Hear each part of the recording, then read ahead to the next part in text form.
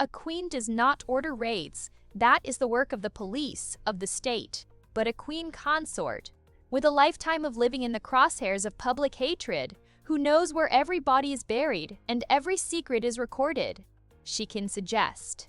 And her suggestion, delivered in a private audience with the Commissioner of the Metropolitan Police, carries the weight of the throne itself. Last night, on the direct authority of Her Majesty Queen Camilla, Scotland Yard's Specialist Operations Command executed a covert search warrant on a high-security private vault in the City of London, registered to an obscure Liberian shell corporation.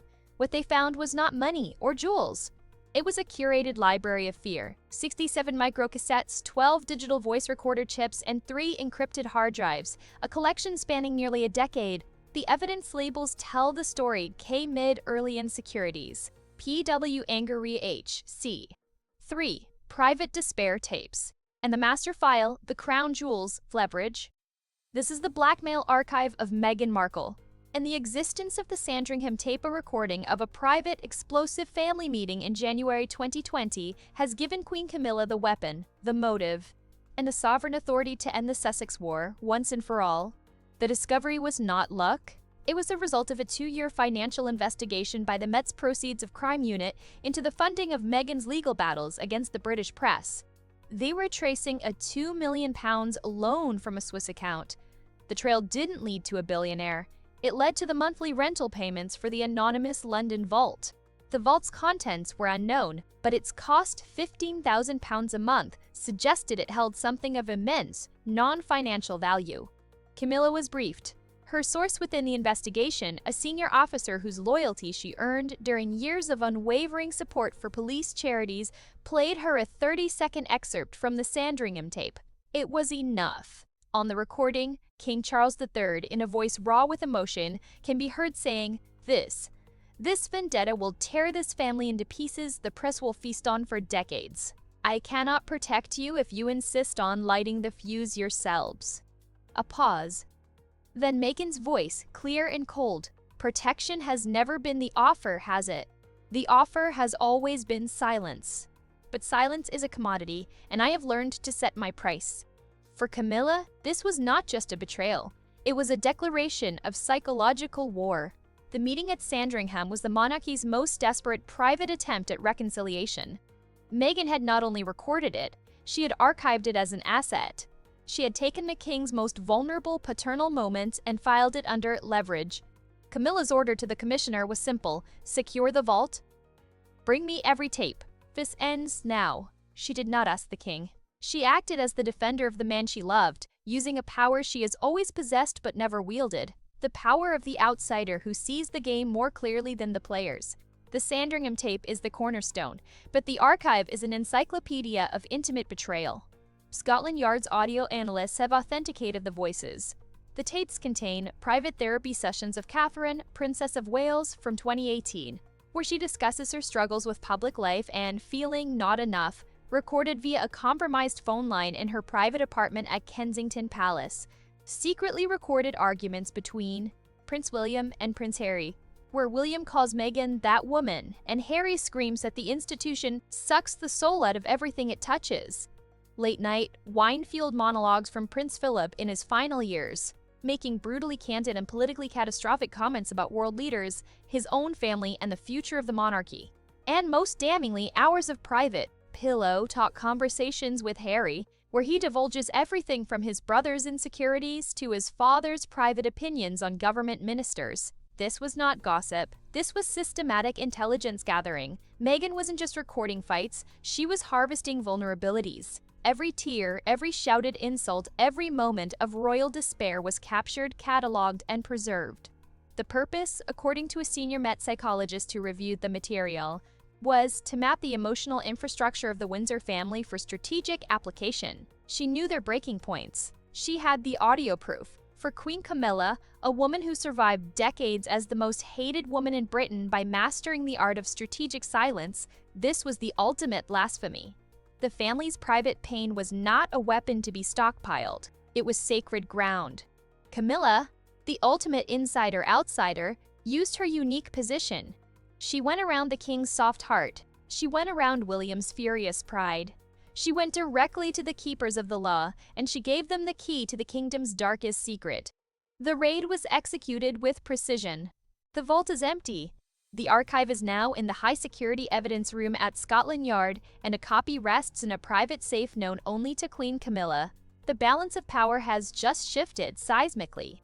The woman who was accused of destroying a marriage has now seized the tools meant to destroy a monarchy. And she is holding them not for revenge, but for a reckoning she has waited a lifetime to deliver. The raid secured the weapons, but the true battle is one of nerve and negotiation. Queen Camilla does not want a public trial. She wants capitulation. And so, 12 hours after the tapes were seized, 2 summons were issued. Not by the police, by the Lord Chamberlain acting on the Queen's personal directive. The first went to Montecito, demanding the immediate return of Prince Henry of Wales to the United Kingdom. The second was delivered to Meghan Markle's attorneys, a single typewritten note on Clarence House stationery, unsigned. It read, "You have something of mine. I have everything of yours. Let us discuss the terms of surrender. To all." The stage was set not in a palace, but in the soundproofed, electronically scrubbed library of Clarence House. Camilla waited alone. No aides. No lawyers. Just her, the secure laptop containing the digital archive, and a silent, looming understanding of power. Harry arrived first, jet-lagged and pale with a dawning horror. Camilla did not offer comfort. She played him 90 seconds of audio, his own voice from early 2020, weary and confessional to Meghan. "Sometimes I think William is right. Maybe I am just broken. And maybe bringing you into this was my most selfish act." Then, Meghan's voice, smooth as glass, "Don't give him that power, my love. Your brokenness is what they fear. It's what we'll use." Harry physically recoiled. This was the privatest corner of his soul, recorded, weaponized, and now played back to him by his stepmother. Camilla said only, "Every therapy session you thought you had in confidence, every time you cried, every time you doubted, she has it. She has all of it." Then Meghan was ushered in. Her California composure was a brittle mask. Camilla did not rise. She gestured to the laptop. "The crown jewels, I believe you call it, a rather grandiose title for a collection of stolen pain." What followed was not a shouting match. It was a clinical, brutal negotiation. Camilla laid out her terms, her voice never rising. Immediate, permanent cessation of all commercial projects. Netflix, books, podcasts that draw upon their royal experience or identity. The voluntary, permanent relinquishment of their Sussex titles and all royal patronage. A legally binding, lifelong non-disclosure agreement, covering everything from their time as working royals to the existence of the tapes themselves. Relocation outside the United States and the Commonwealth to a neutral country to be agreed upon. In return, Camilla offered, the tapes would never be released. No criminal charges for blackmail, theft, or violations of the Data Protection Act would be pursued. They would be allowed to keep a portion of their wealth, enough for a quiet life. It was an offer of exile in exchange for silence. Meghan tried to counter. She cited public opinion, her narrative, her truth. Camilla's reply was legendary in its cold finality. She opened a file on the laptop. "This is your truth." She played a clip. It was Meghan's voice on a tape, speaking to an unidentified friend in 2019. "The crown is a brand, the world's oldest. And Harry and I are the disruptive startup. To win, we don't need a better product. We just need to leak their source code." There it was, the corporate, calculated heart of the operation, in her own words. Not a victim, a corporate raider. The air left the room, but Camilla wasn't finished. She had one final devastating play. She turned to Harry. "You have a choice. You can leave with her, into an exile funded by the secrets you helped steal from your family. Your children will grow up in the shadow of this archive of betrayal. Or you can stay." She slid a single document across the table, a deed of separation and paternal custody agreement, pre-drafted by the Crown's most ruthless family lawyers. It stated that if Harry separated from Meghan and cooperated fully with the palace's damage control operation, he would be granted sole legal custody of Archie and Lilibet. They would be brought up in the UK, their lives and identities protected, their connection to the tapes erased. Meghan would have limited, supervised contact forever. It was the cruelest possible choice. Harry could choose his wife and condemn his children to a life defined by their mother's crime. Or he could choose his children and destroy the woman he had given up everything for. Camilla had done what no king or prince could. She had made it personal. She had weaponized a mother's love and a father's guilt. She had transformed a national security crisis into a family ultimatum in a silent library. The blackmail tapes weren't just evidence. In her hands, they had become the scalpel for a royal divorce so complete it would erase the Sussexes from history. Outside, the world buzzed with rumors of the raid.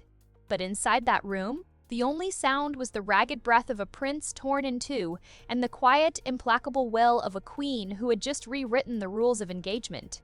The war was over. The terms of surrender were on the table, and they were written not in law, but in the sound of their own, stolen, most private voices. He chose the children. In the end, after a night pacing the grounds of a safe house surrounded by the ghosts of his own recorded voice, Harry Mountbatten Windsor signed the deed of separation. He chose silence, security, and a chance for his son and daughter to grow up without the weight of the archive on their small shoulders. He chose to become the guardian of their future by becoming the betrayer of his present. The legal machinery, pre-greased by the crown, moved with silent, brutal efficiency. The Sussex titles were relinquished, not by act of parliament, but by voluntary deed of surrender, a neat legal fiction that spared the monarchy further scandal. Arkle was dissolved. The Netflix contract was quietly voided with a massive, undisclosed penalty payment made from Harry's private, now shrunken inheritance. Meghan Markle boarded a private jet bound for Malaga, Spain, not California. Her relocation was part of the terms.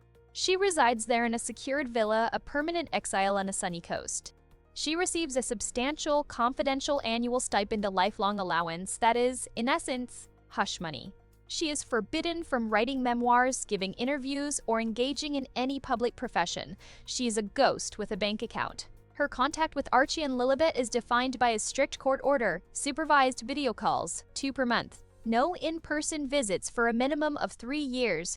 The children live now at Balmoral of all places. The vast, lonely estate is their nursery and their fortress. They are cared for by a hand-picked staff, their education private, their existence shielded from all media. They are being raised as private individuals, not as royals. Harry lives in a lodge on the estate, a father in close proximity yet forever separated by a chasm of guilt and complicity. He sees them daily, but the warmth is filtered through the watchful eyes of the courtiers who manage this new, sad reality. And Queen Camilla? She achieved what decades of public relations could not: total security.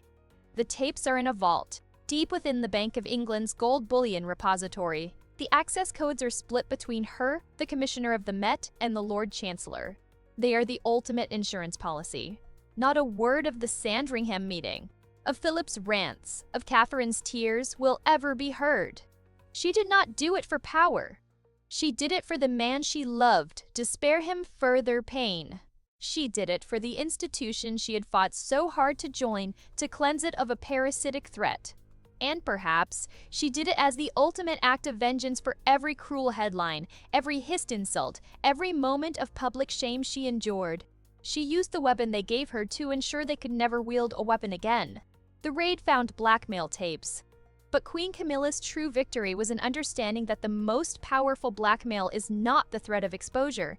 It is the enforced, funded, and permanent silence that comes after.